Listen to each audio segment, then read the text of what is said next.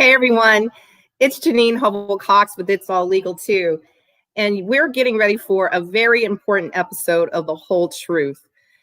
And I think this discussion is right on time, basically, especially after last night's quote unquote presidential debate.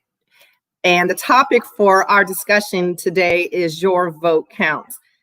And as my guest today, I have with me my friend and law school classmate, who also happens to be, of course, an attorney and a politician. So I thought that we can tackle this topic from both a legal and a political aspect. So with that all said, I am going to bring in my guest for today, Mr. Malcolm X. Larvadain. Hello, Janine. How are you doing? I am well. Thank you, sir. How are you? I'm well. Thanks for asking. Well, you are quite welcome, and thank you for joining us here today on The Whole Truth. Thanks for having me. You're welcome. So we're just going to wait for a couple of guests to come in. So while we're doing that, I am just going to kind of, give our viewers a little bit of background about yourself. So you obtained your undergrad degree from Morehouse College. You obtained your law degree from Southern University Law Center, and that's how we originally met. That is. Yes, it is. You are a lifelong resident of Alexandria, Louisiana. I am. You currently have your own law practice in in Alexandria, and you are currently councilman for District 1 in Alexandria, and you're currently running for re-election for that position. I am. Well, how is that going? It's been a learning process. Learning how government works, it's definitely been a learning process. I now understand how certain areas get left behind. Politics is just about the allocation of money to a particular people at a particular time. And if you don't have the stroke or the influence, you can get left behind. So it's definitely been a learning experience. That civics class I took and as a freshman in high school is coming in handy. It's coming in handy. I've always said, I have never been one, that got into politics, and I really never, I paid attention, but not really. But it wasn't until, honestly, the past year, I would say, that I have really, become more aware of, the political climate, so to speak, right? Mm-hmm. And what's going on in politics, especially with this upcoming presidential election. And then we also have our local elections as well. And, you watched the debate last night. I tried to. I watched very little of it. It became difficult after a while. It became painful, very painful. Yeah. Because it was like, I couldn't even really understand, who was saying what. Mm-hmm. I couldn't even gather what issues or, what the candidate's position was on any particular issue. Let me just put it that way. So, I think that our discussion is very well timed, because after what I saw last night, I don't know what other reason, aside from the fact that we're dealing with a pandemic, that we are dealing with just blatant racism these days. What reason would prevent anybody from voting, right? Yes. But understand, this is the Republican Party under Donald Trump now. So make no qualms about it. This is the Republican Party. Right. And I'm just going to put this out there. We are definitely dealing with a racist president. And I don't care what anybody else says. I don't think it was more blatant and put on the table as it was last night when he refused to denounce white supremacist groups. Understand that Donald Trump is who we are as Americans. Understand, he's our ugly underbelly. Well, yeah, okay, I will agree with you on that point. That's who he is. That's who and what he is, and we have to come to grips with that. And in case you haven't noticed, America is becoming blacker and browner. And I think for the last Absolutely. 10, 12 years, there have been more brown and black babies born than white babies. Right. And I believe by 2032, 2034, black and brown people will be in the majority. And people are taking heed to that. So right now, the Republican Party realizes that it's losing its America. And it's fighting back. So I think that this is just a climate that we need to be aware of, get comfortable with the fight, and keep moving forward. We cannot be deterred. I agree. So, and you say, when you say fight, I mean, I think the only way that we can fight, I mean, it's been a challenging year to say the least, as far as racism, right? Voting, police brutality.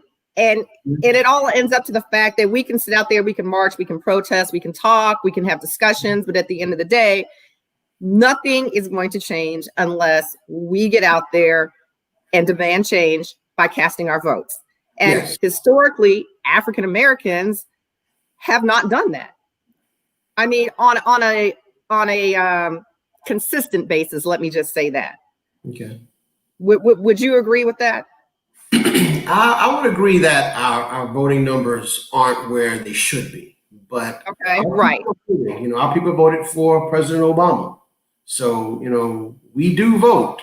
We just need to vote consistently, and we need to make sure that we can bring everyone to the polls who can cast a ballot, who can cast a vote rather.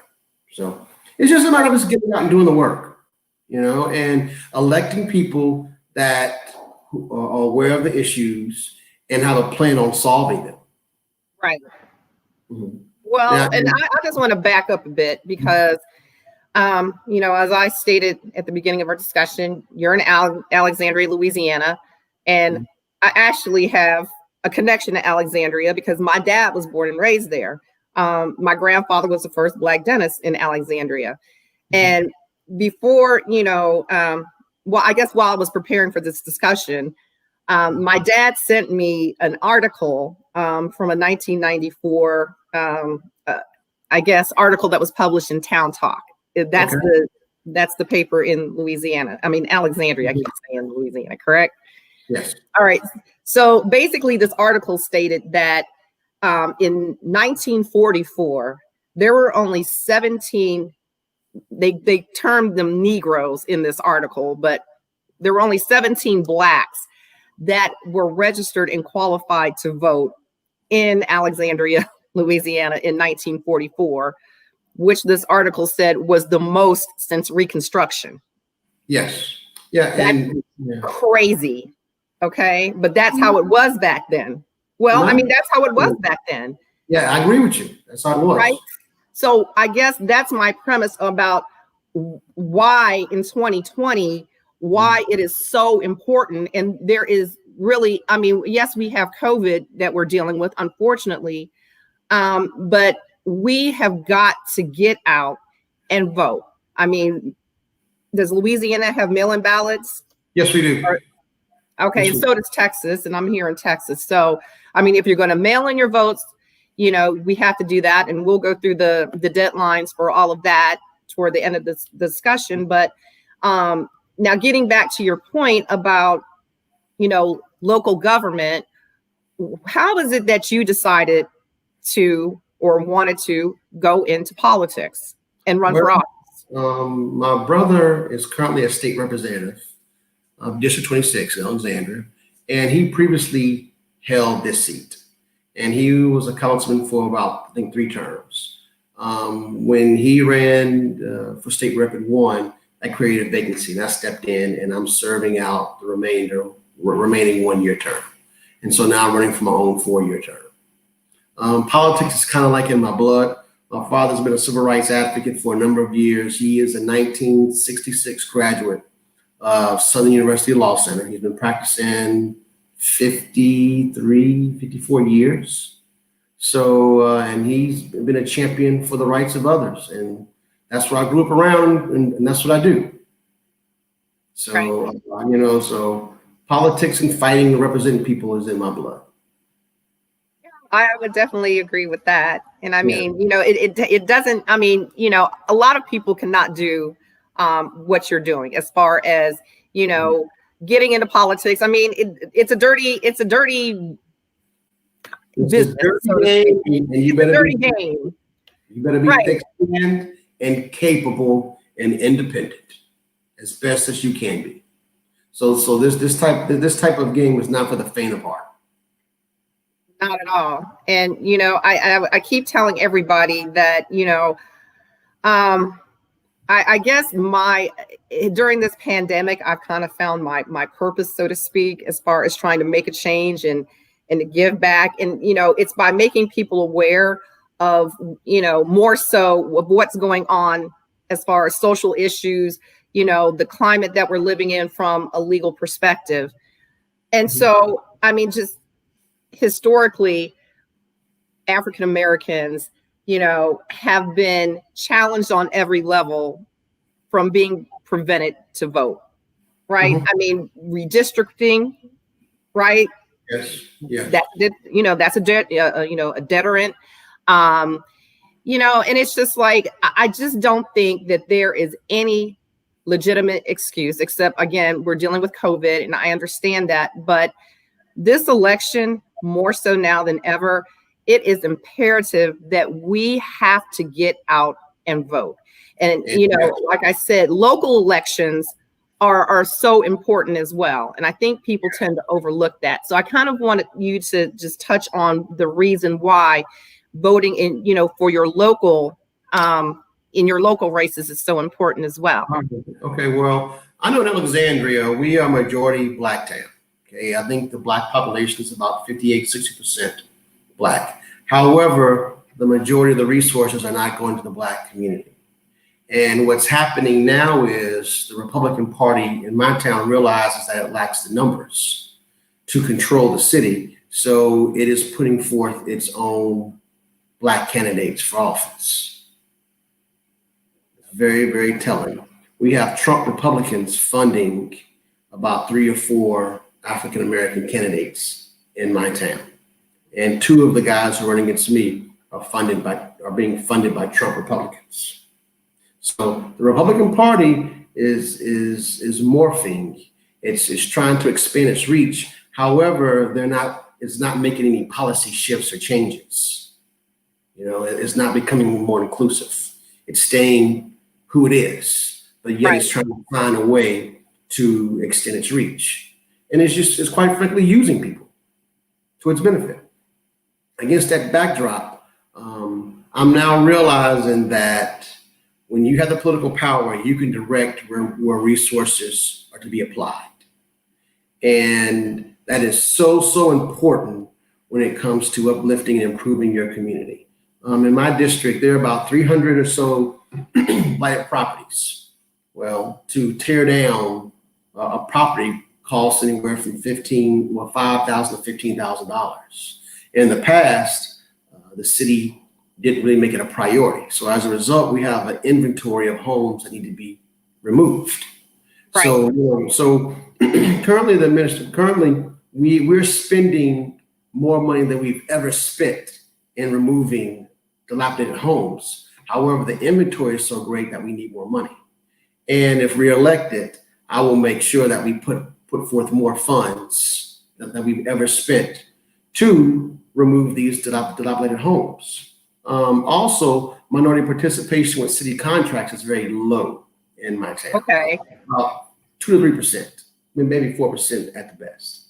So what that means is every dollar the city spends, about 3 to 4 cents is going into a minority woman-owned company, which is extremely low. Right. So in politics, you can change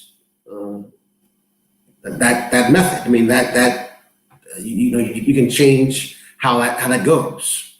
So I'm learning that politics matter, voting matters, but you have to make sure that you put the right people in office so that they will do for the people. Yeah. So what do you say to somebody who says, well, you know what, I'm not going to vote because I never see any change that pertains to myself. I've never seen the mayor. I don't know who my councilman is, and what are they going to do for me? So why should I get out there and vote? Get your behind and get involved and ask some questions and call some people. Okay, that's how you become engaged. I would tell that person, if you have a child and if you love that child, you will vote so that child will have a better tomorrow. That's why you need to vote, so that your child that you should dearly love will have a better tomorrow. That's why you should vote. And right. So you may not see immediate change with yourself, but change for generations to come, basically. Yes. And you and I both know that government just doesn't move quickly, but you can plant seeds, but you have to plant seeds, and those seeds will germinate and bear fruit. But it's not a quick process, and you have to stay vigilant, and you have to stay determined, and you have to stay and work at it. It's not change is not going to happen overnight. But unfortunately, a lot of our people are so hopeless and so downtrodden that they just cannot believe that they will have a better tomorrow. And that's what we're also pushing back against.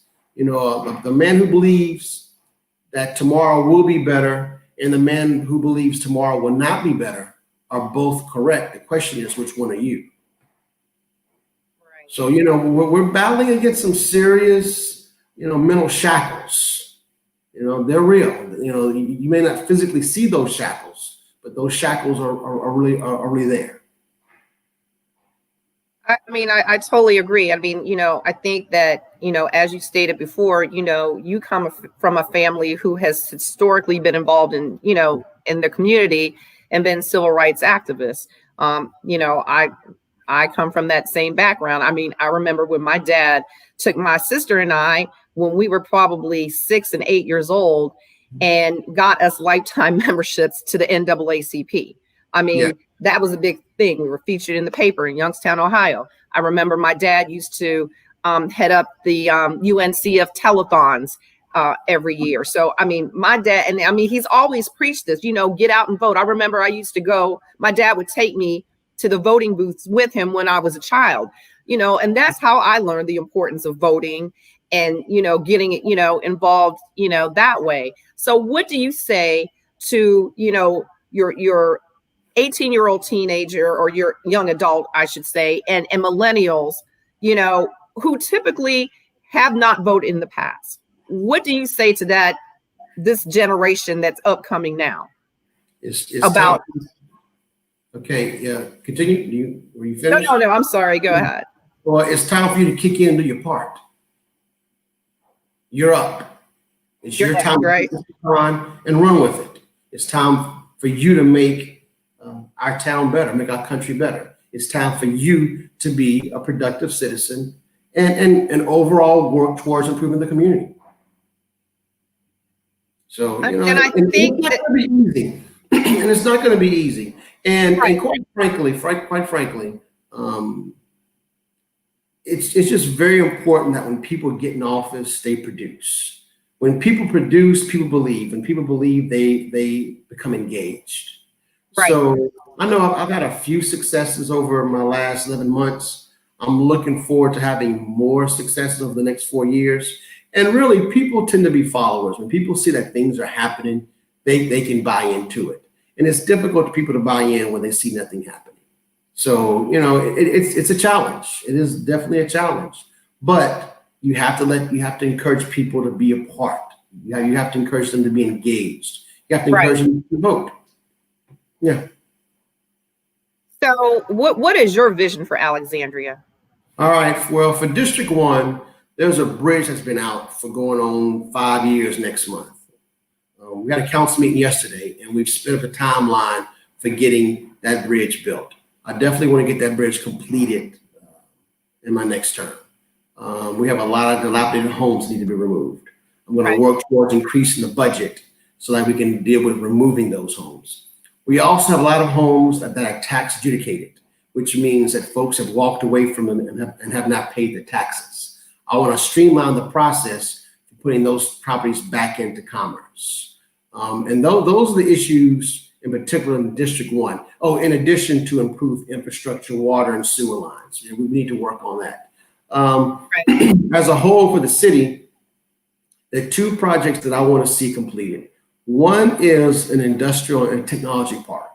We're doing some renderings for one on some property that the city owns along Sugar House Road. Now that name means nothing to you, but it's designed, that road is being built to connect two major thoroughfares.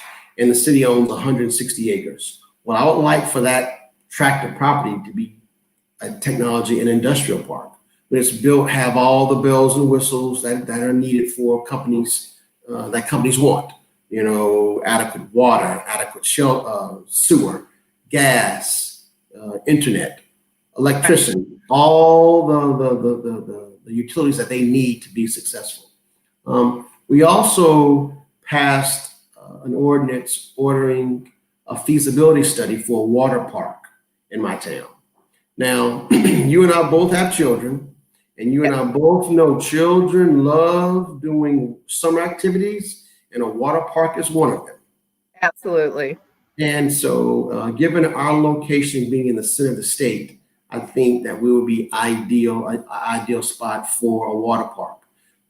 We passed on this to do the feasibility study. Hopefully, when I'm told that a study was done in '08, it just needs to be updated. And and I'm told the numbers are promising. With the promising report, we can begin marketing it for a third party to come in and build it. So those are some ideas that I have so far that I want to get done in my city. I have some more, but I want to at least get those projects along the way before we start putting more on your plate. The last thing we want to do is just have a whole lot of stuff, a whole lot of ideas with no execution. Right. So, yeah. Right. And I think people, like you said, are encouraged when they actually see progress. Yes. You know, and so, I mean, I know Alexandria would greatly benefit from a water park, you know, and it, like you said, it may not be for, you know, the parents, but it's for, you know, the children who, you know, are going to at some point grow up to be adults. And, you know, if you have, you know, infrastructure in place, that's more, you know, likely to keep residents, you know, in the city, basically. Yes. And something else that's needed for the district is an affordable housing program, where the city is slowly introducing one, but we need to get it. It needs to be a bit more robust. It needs to quicken the pace, and we have a tremendous need for affordable housing. So that's something else that we want to be a part of. But as for the water park, you and I both know an idle mind is a devil's workshop. Being a juvenile public defender, children get into trouble in the summertime when there's nothing to do. And with the water park, it would give a lot of our youth a chance for some employment. You know, I don't know if you recall, I mean, I was a lifeguard when I was in high school during the summertime. And I look forward working at the local pool and making some money and whatnot. And I mean, I look forward to it. Well, that would give a lot of our local youth an opportunity for employment. Also, I would like for us to improve the city swim program. You and I both know swimming is a lifelong skill that you need. And unfortunately, a lot of our young people tend to drown because either they can't swim or their swimming skills aren't that good. Right. So, yeah, I was going to make that point too, that I think that it's so imperative. I mean, not to get, you know, off topic, but yeah, I mean, what you said, that historically African-American children, especially, you know, are more prone to drowning because they don't know how to swim. Yeah, but yet want to swim.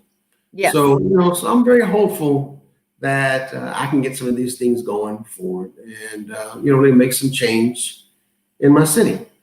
So I'm looking forward right now. I mean, we're working hard, hitting the pound on the pavement. We're getting great reception, getting some financial contributions. So things are looking very promising. It's just a matter of, you know, keep working at it and encouraging people to get out and vote. Absolutely. So, I mean, this is a perfect example of why, you know, again, of course, the presidential, you know, election is paramount, but your local elections are paramount too, because those elections are where you're going to get the benefit Yes, of seeing, services rendered to you on your, on your level, city level, basically, yes, yes. directly. And I want to encourage people about, not encourage, but let people know that your local Republican Party was seen last night at the presidential debate. That's your leader. Yep. You don't have a good side of the Republican Party and a bad side. You just have the Right. Republican Party. So don't be confused and say, hey, I have some friends, they're good Republicans. Yeah, okay. They may be, some decent people, but they're part of a party that to me is racist. And we cannot forget that. No, not at all. And so, just wrapping up this discussion, can you please give, like I said, you're in Louisiana, I'm in Texas, but what are the deadlines that are approaching as far as voter registration? Let me look them up right quick. I just had them. Hold on. That's right. While you're looking, I'm gonna give the ones for Texas real quick. So, of course, everybody knows Election Day is November the 3rd. Registration deadlines for Texas by mail must be postmarked by October the 5th. In person, the same date, October the 5th. Absentee ballot deadlines request October the 23rd, and they must be returned by mail, postmarked by November the 3rd at 7 p.m. Early voting starts here in Texas on October the 13th and ends on October the 30th. Okay, and in Louisiana, October 5th is a deadline to register to vote in person or by mail. October 13th is a deadline to register online to vote. October 16th is when early voting begins. October 27th is when early voting ends. And October 30th is the deadline to request an absentee ballot. And of course, our elections are on November 3rd, 2020 also. Right. So everyone, really seriously, no BS about this. There's no reason to get out and vote. We have too much at stake. Literally. Our lives depend on it. This is also a redistricting year too. Yes, it is. Thank you. So, whoever wins these local elections, they will be allowed to redraw the lines. And you and I both know if you're not involved in the process or control that process, you can be left out. So it's very, very important. Redistricting is taking place in 2020, 2021. So we have to be a part of this process. We have to show up, show out, cast our vote, be a part of the process, take no prisoners, go out, march out, march on to the polls, do our part, and get this victory. Because Donald Trump has to go. Absolutely. Absolutely. And again, please be sure that you study each candidate that you're voting for. Yes. And pick the one that is going to best represent you and get things accomplished in your area. Like I said, your vote counts. I don't care what anybody says. I'm tired of people sitting here talking about what's wrong and don't want to don't want to get up and do anything about it. Time for talking is over. It's time to actually, get into action, go cast your vote, and let's try to make a real difference in this country, in your community. The time has come, basically. And I also want to point out that when you are vetting your candidate or you're considering a candidate, look to see what those individuals did prior to qualifying, what they've accomplished, what they've been a part of, just what they've done. In my particular race, I have two guys who really have not been involved in the community as far as I was concerned, because I was in the community, and they're trying to now create their resume on the campaign trail. I firmly believe that when you execute your notice of candidacy, your resume is already intact. Your resume is done. You don't create a resume while you're running for office. I think that's real disingenuous. And we're also having some guys who want to feed their way to the position. I think there's a book, $5 and a pork chop sandwich, something along those lines, where where people are actually buying votes for little or nothing. So people can't be fooled by a hamburger or a leg quarter or a rib or whatever it is. If you're hungry, take the food, eat it because you need it. But do your part in vetting the candidate to make sure he or she is worthy of your vote. Because trust me, these Republicans are working extra hard to maintain and I guess to retain control. Yes. Right. Yes. Right. And that's exactly the bottom line. All right. So are there any last thoughts that you want to leave us with, Mr. Larvadain? And then we're just going to shout out to a few people that joined in. Okay. Well, Ms. Hovell-Cox, I thank you for having me, my classmate, my dear friend. I love what you're doing. Keep up the good work. I know it is not easy, but stay the course. Keep doing your level best. And I'm pretty confident you will be rewarded in the end. So I just want to thank you for giving me an opportunity to do this interview. Matter of fact, this is the first interview that I've done. I've participated in a few forums, but this is the first interview that I've actually done on the campaign trail. So I thank you for giving me this opportunity to talk to people.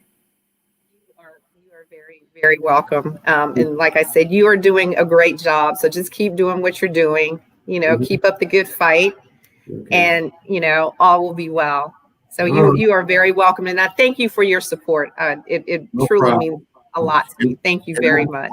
Thank you for your support also. All right. Welcome. All right. So wait, before you go real quick, I know you got to go, but okay, Mike Plushwork, Mike Lee.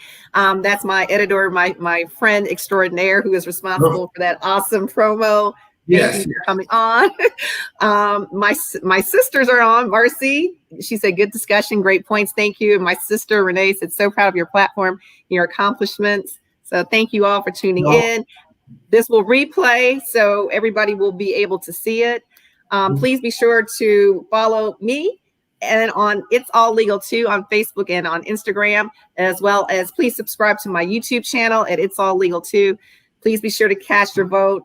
And my friend, thank you very much for joining us today, and best of luck on this upcoming election. 34 days left, people. Get out and vote. All right. Thanks again. Take care. You're welcome. Bye.